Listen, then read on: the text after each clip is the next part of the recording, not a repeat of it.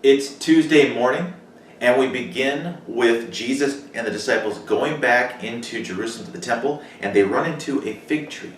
Now, this is a fig tree that they actually encountered on Monday, where Jesus saw that it was full of leaves and was going to pick a fig off it to eat. But there was no figs, and Jesus got upset because there should have been figs, that the leaves are in bloom.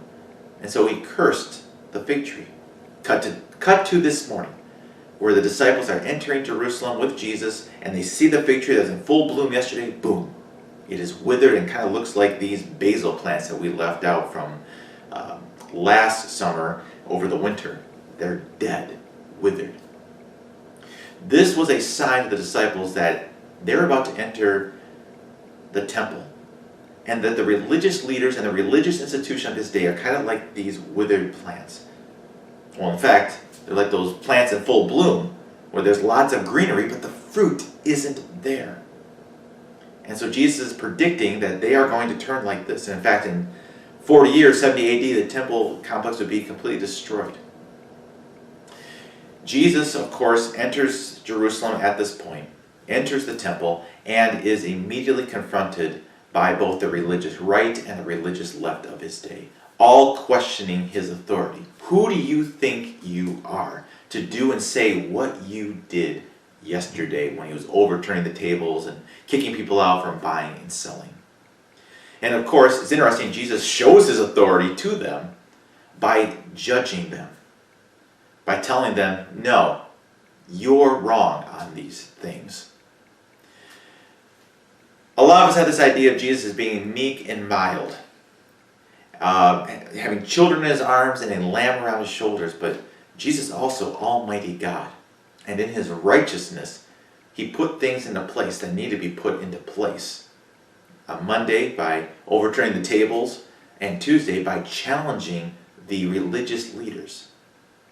What's interesting is that in the midst of all of this challenge about authority and in judgment, it's on this day, though, that we have the passage about the greatest commandment, where a teacher of the law comes to Jesus and asks him, what is the most important commandment? What's the most important law?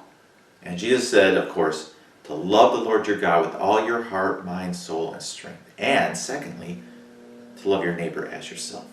And in fact, Jesus was loving his neighbors by even judging those religious authorities, because he was giving them a chance to understand and warn them about the coming judgment, the ultimate judgment that's coming on them.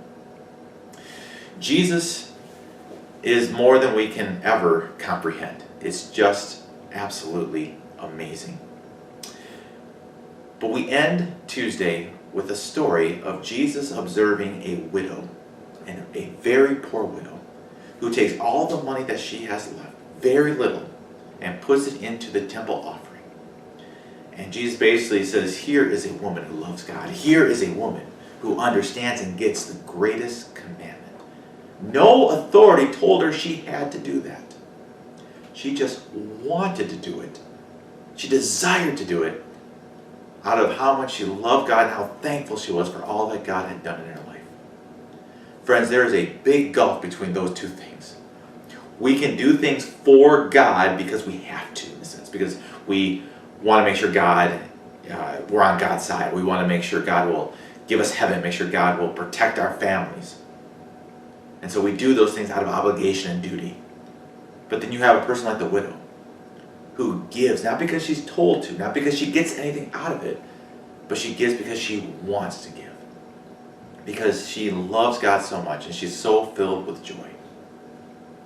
So, as you think of today, what is your motivation for following God? To get stuff from God, or to get God himself?